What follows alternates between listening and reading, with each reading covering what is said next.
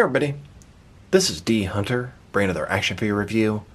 Today, we're going to be looking at the McFarlane DC Multiverse Nightfall Batman.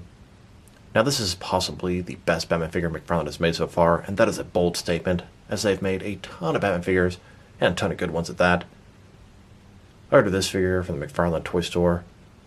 My current favorite Batman is the Hush Batman, and with any luck, this one will dethrone that guy. So let's take a look at the packaging.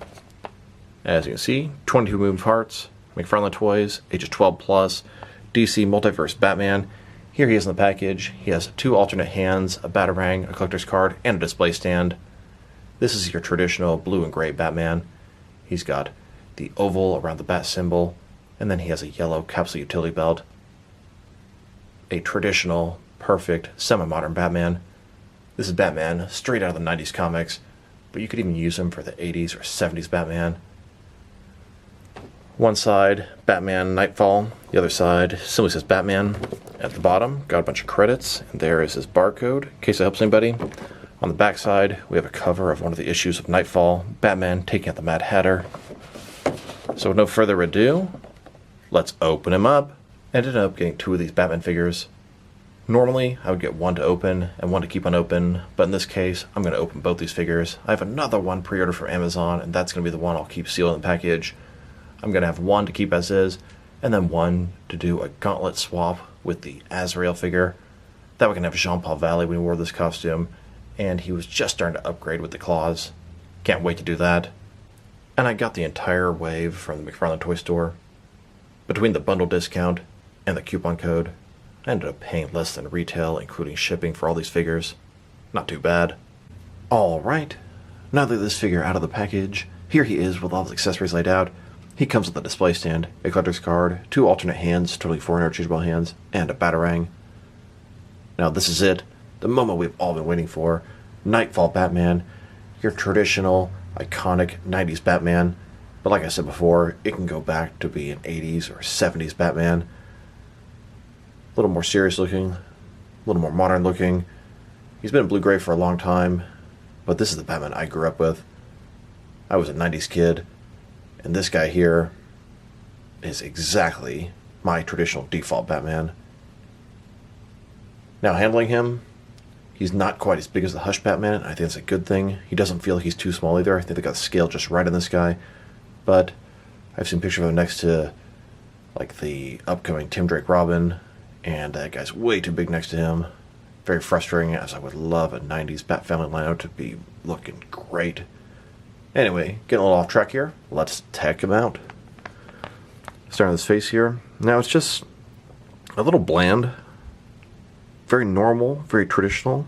And I like it. I like it a lot. The white eyes, fantastic.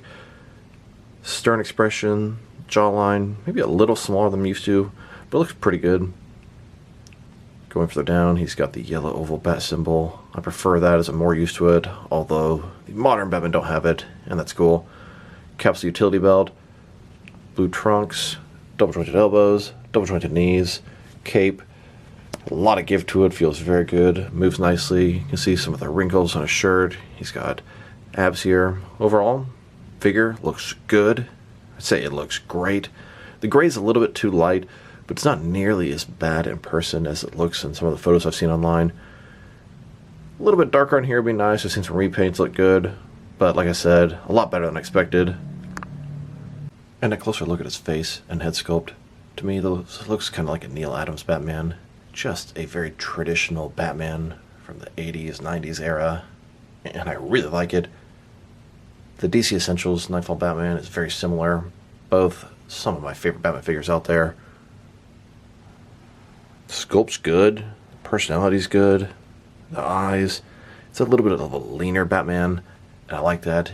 It's perfect straight out of the source material for that era. And this Batman, he's just lean, he's fit. They just captured the essence of 90s Batman very well, or 70s Batman. He looked that way for about 25 years or so in the comics. Perfect. They nailed it. I wasn't sure if I was going to like the Batman nearly as much as everyone else was.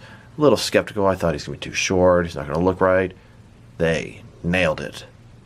And here's the figure broken down as far as he can go, with all of his removable parts detached. Now let's check out his accessories, and let's start off with the boring stuff. Here's his display stand. Typical McFarlane stand. It's a black perfect circle. It says DC on the bottom, and it's got one peg for the pegals on his feet. Very thin, very basic. Here's a look at his collector's card. It's a replica of the cover of Batman 492. I just so happen to have the original comic right here. It's part of the Nightfall storyline. It's a good story about Mad Hatter, Batman taking him down. Now, the Batman on the front here is the typical Kelly Jones Batman art. This figure is definitely based more so sort of off the Neil Adams, but the same character, the same sort of design, but drawn completely differently. Now, this is what I like, giving us images from the source material the figure is based off of on the collector's card and the packaging. They've kind of gotten away from that. I love getting back into that.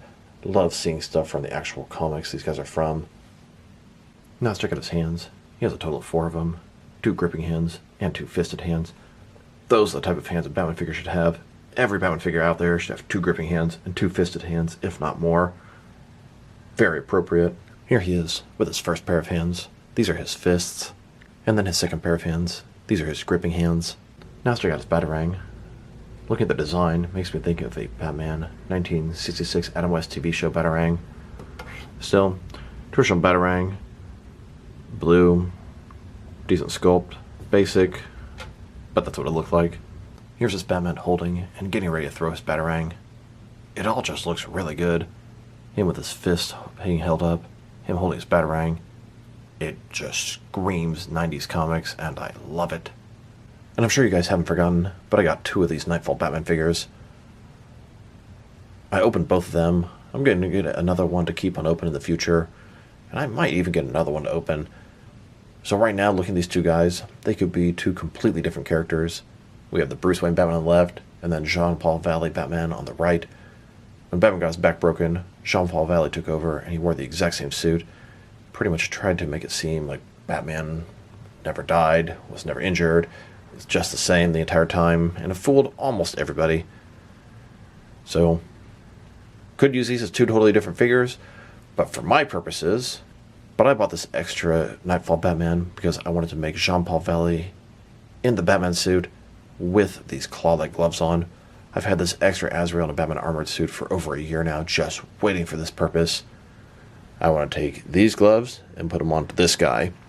When Jean-Paul Valley first became Batman, he wore the traditional bat suit, fooled everybody. Eventually, as the system took over, he designed this armored suit. He started off by wearing the claws with the traditional suit, and I've always wanted to look like that.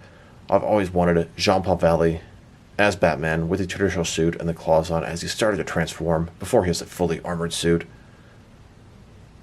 Looking at Batman, I was kind of wondering, how am I going to get to do this?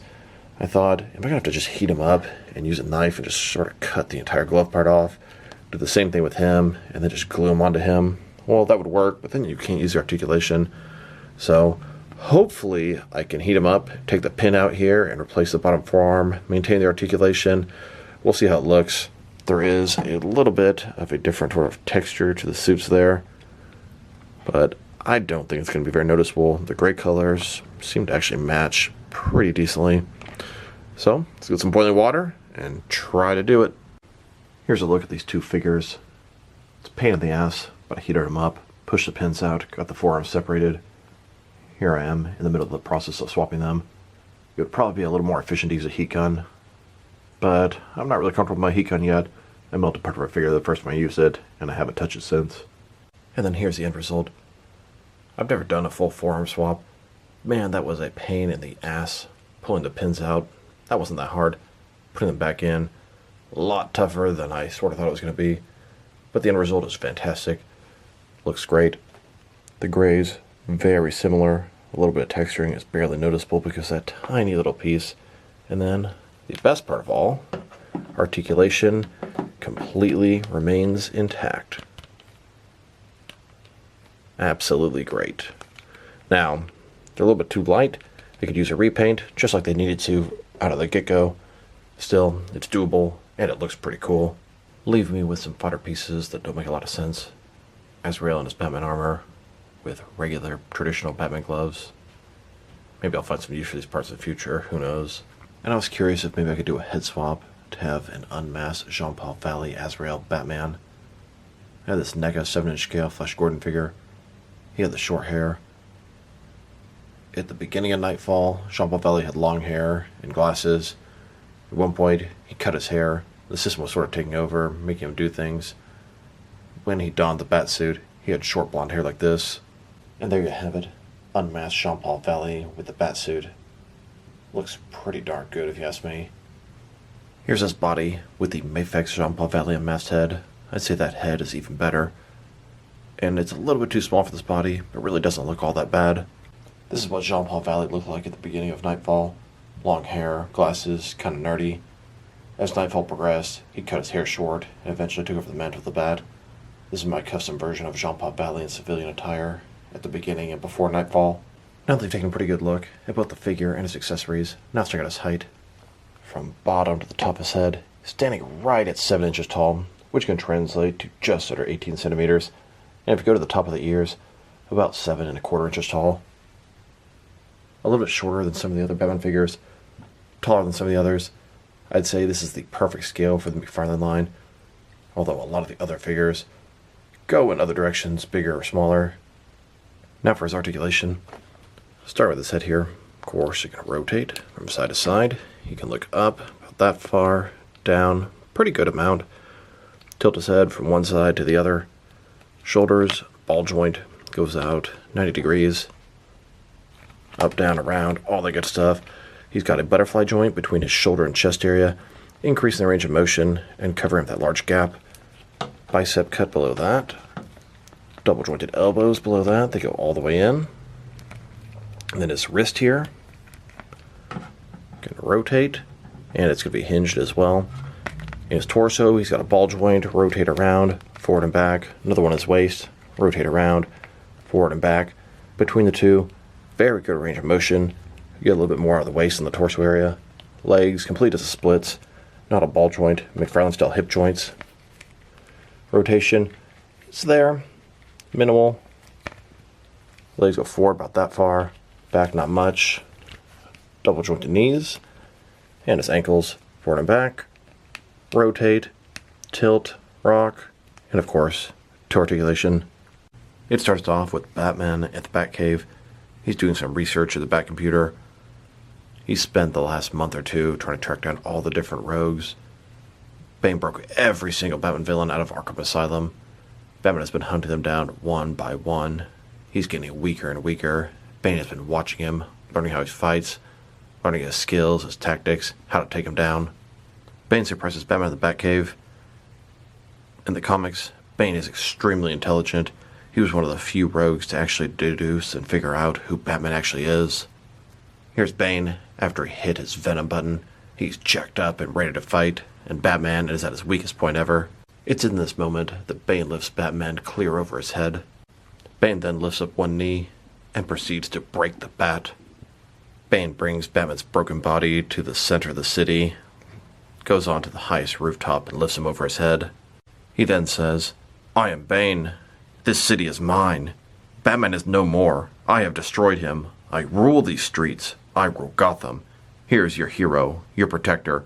Take him and bury him." And then throws Batman off the roof. Batman lands on the ground, surrounded by GCPD officers.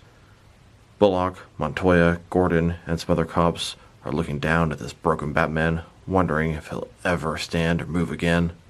An ambulance comes, picks up Batman, takes him away. Little do the police know, it's actually Alfred and Jean-Paul Valley taking Bruce Wayne back to the Batcave. After Bruce Wayne had his back broken, they realize Gotham City still needs a Batman. Alfred and Tim Drake ask Jean-Paul Valley if he can fill in for Batman. Here's Jean-Paul Valley first putting on the Batsuit. Over time, he upgraded the suit, added the claws, and eventually, he makes a full armored suit. Before he has the full armored suit, he hunts down some of Bane's henchmen from Nightfall. Here's Jean-Paul Valley taking out Zombie, Trog, and Bird. Later, after Jean-Paul's been Batman for a little while, he develops his armored suit and takes on Bane. He starts off by launching batarang discs all over Bane, sticking them into his skin and flesh. After a long, drawn-out bloody fight, Azrael has beaten Bane. He has the upper hand. He's about to strike that killing blow, and right before he kills Bane, he stops, drops him down, and says, "No, I'm not going to kill you. Blackgate Prison can hold the pieces. You are broken, Bane." And then Gordon watches and thinks, maybe it is still the same Batman. Now let's check him out. Next to some other action figures, starting off with some other Nightfall and Nightfall-related figures. Here's his traditional Nightfall Bruce Wayne Batman on the left, next to my version of the Paull Nightfall Batman on the right. This is him after he donned the Batsuit. When he started to upgrade, he has the claws and doesn't have the full armored suit yet. I've wanted this for years. This would make an awesome Platinum Chase variant. No new parts needed, McFarlane. This would be perfect. Here are all of the officially licensed McFarlane DC Multiverse Nightfall figures. We have Azrael in his Batman armor, traditional Bruce Wayne Batman, and the purple Catwoman. The gray Catwoman is just a paint variant, the Platinum Chase variant. It's also dubbed Nightfall Catwoman, but it's not accurate to anything in Nightfall. You may wonder, where's Bane? Well, Bane is actually from the Rebirth comics, not from the Nightfall comics, although he's quite similar. You can really call these four figures McFarlane's Nightfall collection. Although Bane is not accurate, he has that extra harness on his chest, and he's way too big. Still, these figures look awesome together. Here he is, next to DC Direct's original Nightfall collection. These four figures are awesome, but I really wish they gave us a traditional Bruce Wayne Batman in the DC Direct Nightfall collection, just like McFarlane did. And here he is, next to Mattel's Nightfall collection. Azrael in his Batman armor, a couple different variations. Bane, and then a damaged Batman. Excellent collection. Can't wait to see McFarlane do a red variant of Batman. Azrael in his armor. Here are the figures by DC Collectibles. This is their Nightfall collection. Only 2 figures. DC Collectibles was simply a rebranding of DC Direct right before they died. Now this Batman on the left is very similar to McFarlane's Nightfall Batman. They're both a couple of my favorite Batman figures in my collection. And then Mayfix started their Nightfall collection over a year ago, but there's an upcoming Nightfall Batman and Bane that look really nice. Now let's check him out. Next is some other McFarlane DC Multiverse figures. Here he is, next to this wave of figures. This wave of figures is a Batman wave, but they're all from completely different Batman stories. Batman Incorporated, Nightfall, and then Batman Reborn or Battle for the Cowl. Notice how much larger the Two-Face's Batman figure is than the Nightfall Batman. It's based off the Batman Hush body, which is oversized to say the least. And then speaking of the Hush Batman, here's the Nightfall Batman next to the Hush Batman. I would say the Nightfall Batman is McFarlane's best Batman figure out there, at least from my point of view. The Hush Batman was my favorite Batman before this one, but he was just a little bit too large, and I really don't like the way they handled the neck and head articulation. This Nightfall Batman, my only real complaint is the gray is just a little bit too light. He doesn't need to be as dark as his Hush Batman, but just a tad darker would be perfect. I would say Nightfall Batman's scale is fantastic, but some of the other figures out there, their scale issues make it hard to display with a cohesive, seamless line of Batman characters and allies. Here's what I meant by that. Here's the Nightfall Batman, next to the Amazon exclusive Tim Drake Robin. This Robin is repainted in the proper colors to make a first appearance Tim Drake Robin in his green, red, and yellow suit. Unfortunately, this Robin is bigger than the Nightfall Batman, bulkier, thicker, stronger, and it damn sure shouldn't be this way. From the get-go, this Robin was way too big, bulky, and armored. He should be a lot leaner, a lot slimmer, and definitely not as big as a Nightfall Batman. I find this extremely disappointing if you're trying to put a 90s Bat-Family lineup together. Here's the Nightfall Batman, next McFarlane's Year 2 Batman. This is the closest thing we had to a Nightfall Batman before. This is my fill-in for Bruce Wayne from the 90s era. This one is probably from the early 80s, but it's the same sort of look. Traditional blue and gray Batman, yellow oval, capsule utility belt. My favorite version of Batman. Here are several different McFarlane DC Multiverse Batman figures. Blue and gray Batsuit, yellow oval bat symbol, yellow utility belt. They all look pretty cool together. Now notice how much lighter the Nightfall Batman's gray is than the other figures. Definitely could be at least a shade darker. Should be pretty close to this Detective Comics 1000 Batman or Year 2. Now let's check them out. Next is some other McFarlane DC Multiverse Batman figures. Here he is, next to some of the smaller McFarlane Batman figures they've made, and he's pretty in line with them.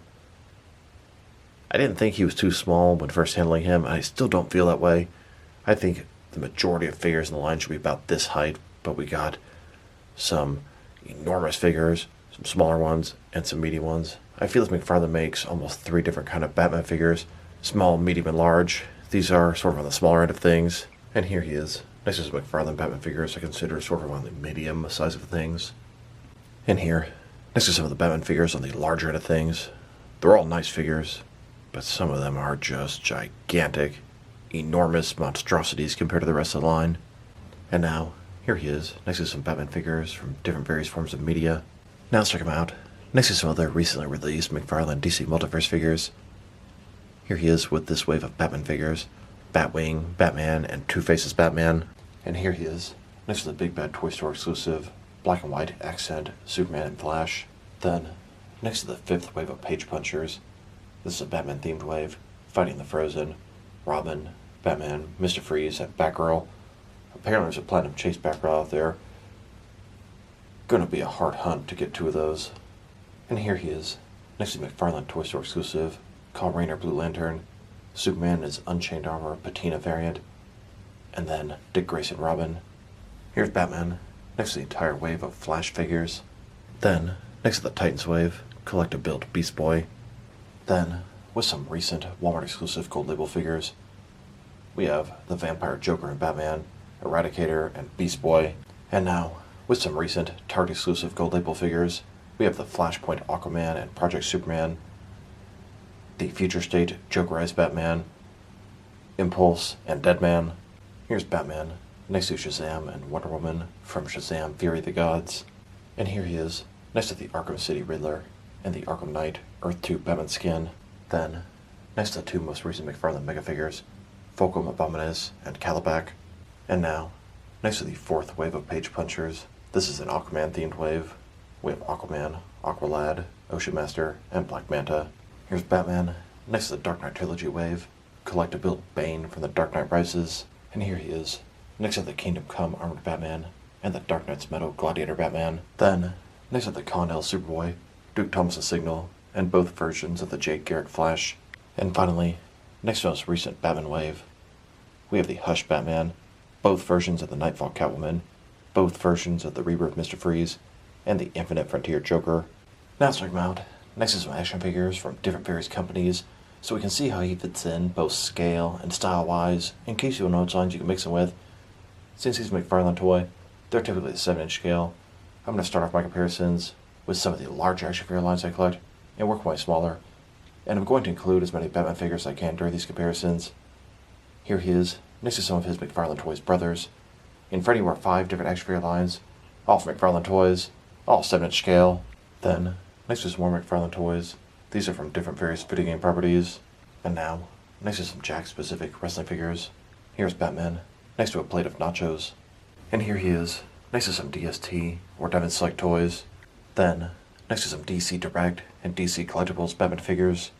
And here he is, standing with some NECA Batman figures. Then, with some Mattel wrestling figures. And now, with some Jazzwares AEW wrestlers.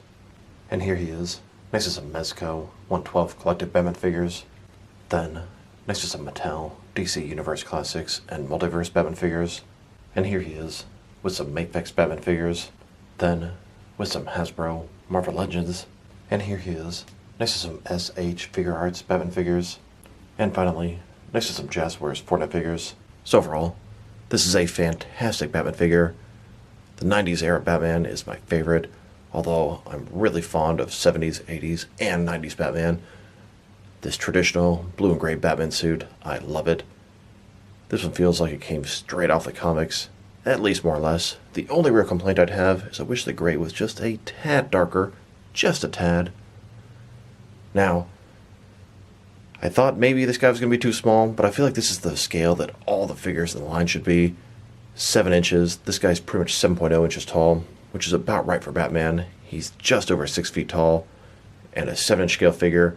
A 6-foot figure should be 7.0 inches tall, so it's just about right. McFarlane has allowed their figures to get bigger and bigger and bigger over time, so when they release one that's sort of the proper original scale, he feels too small next to the other ones. It's a shame some of the sidekicks are going to be too big next to this Batman, but this is what McFarlane DC Multiverse figures should be like. Traditional Batman, blue and gray, I love it.